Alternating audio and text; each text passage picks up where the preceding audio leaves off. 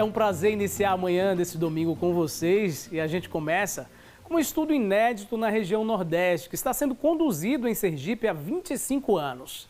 Se trata da combinação de 3 tecnologias de cultivo associadas ao uso do chamado adubo verde. Será que existem plantas que podem melhorar o solo e prepará-lo para o cultivo de outras espécies? Foi esse o ponto que deu início a um trabalho de pesquisa aqui no campus rural da Universidade Federal de Sergipe. Isso há mais de 2 décadas. A experiência é desenvolvida com o chamado adubo verde. Nessas imagens é possível entender melhor o nome dessa técnica, que aumenta a fertilidade do solo e que repercute também em maior produtividade. Além da preparação do terreno, a forma de plantio colabora com a conservação do solo. É que o manejo do adubo verde consiste em manter na terra tudo que é produzido nessa etapa, retroalimentando assim uma cadeia em sistema de rotação. Muitas delas têm sistemas radiculares bem agressivos, né?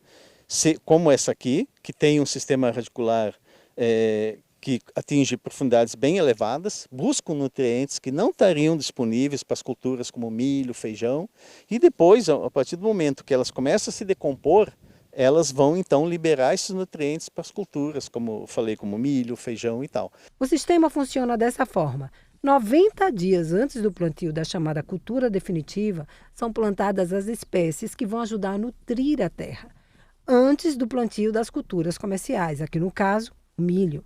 E uma condição exigida é o volume de chuva mínimo para as plantas adubadeiras. O cultivo de adubos verdes está muito ligado também à disponibilidade mínima de chuvas, né? Então aqui para a região, para o nosso estado, o interessante é você aproveitar as primeiras chuvas aí no fim de dezembro, início de janeiro, para exatamente dar aquele desenvolvimento inicial para as culturas, né? E consequentemente, quando chegar a época do plantio, no caso aqui do milho, você possa ter uma quantidade mínima de matéria verde, matéria seca, né? Cobrindo a área. Por aqui foram associadas espécies de plantas adubadeiras, a crotalária, o feijão de corda, feijão guandu e o milheto, que é consorciado com o sorgo. E um dos resultados mais satisfatórios foi com o plantio do chamado feijão de corda, que além da resistência seca, se desenvolve bem em solos pobres e tem um valor mais acessível. Além disso, enquanto se pensa no preparo do terreno, se garante também a subsistência do produtor. A escolha de espécies de adubos verdes deve ser feita com base em amplos benefícios. Um deles, no caso do feijão de corda, é exatamente o fato de você poder produzir grãos, comercializar ele mesmo verde, né, que é um produto muito interessante na culinária regional e tem uma grande oportunidade de mercado. Então, ao mesmo tempo, você pode gerar renda para comprar os insumos para a cultura, no caso aqui do milho. Mas ainda podemos enumerar outros benefícios. Na parte aérea dos adubos verdes, tem esses nutrientes que foram absorvidos. Também pelo fato desses adubos verdes contribuírem para o aumento de matéria orgânica do solo, também vão reter nutrientes de forma mais facilitada, disponibilizando para o milho. Então, há um benefício de forma dupla aí, né? Há 25 anos, quando foi iniciada a pesquisa aqui nesse local, uma das preocupações era com o terreno. Por causa do desnível do solo, foi necessário criar locais como esse, chamados de terraço. Aqui, ele tem essa estrutura. É um pouquinho mais baixo, formando um canal e um dique. Tudo para proteger o solo da erosão da chuva. Nas minhas costas, a gente tem a parte mais baixa do terreno. Na minha frente, já tem a parte mais alta. Os terraços estão cortando esse declive, essa declividade, essa pendente, né? Essa queda do terreno, né?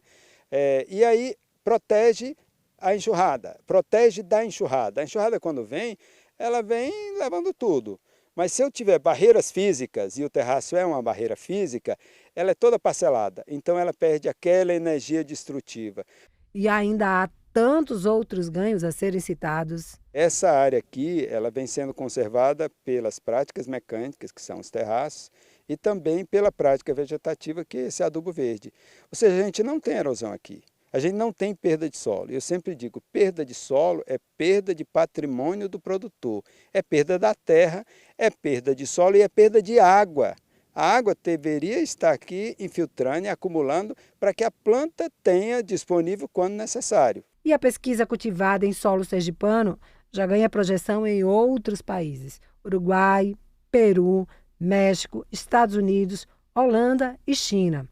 Um estudo de longa duração que é inédito aqui na região Nordeste e que se mantém em condução contínua para oferecer tecnologias de sucesso em importantes regiões agrícolas no país. Um esforço que concretiza resultados, graças aos órgãos de apoio à pesquisa, FAPTEC, CAPES e CNPq. E a pesquisa não se encerra com a melhora dos resultados nas plantações. Um outro estudo já está em desenvolvimento. O objetivo é ver a viabilidade de uso desses resíduos, dessa palha, na alimentação animal. Porque o que acontece? Depois que se retira as espigas comerciais, a planta inteira ela permanece na área do produtor.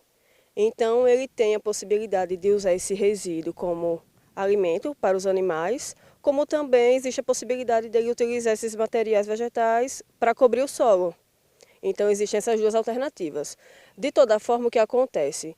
Quando ele tira essa planta e fornece aos animais, ele está retirando nutrientes do solo, que aquela planta absorveu, puxou, e fornecendo aos animais. Consequentemente, quando ele for plantar novamente o milho, ele vai ter que adubar, além do que, a mais, provavelmente, do que ele não precisaria se ele tivesse deixado essa planta como uma proteção do solo. E o que se espera é que, a partir de conhecimento, cada entardecer seja a certeza de que dias melhores sempre hão de vir.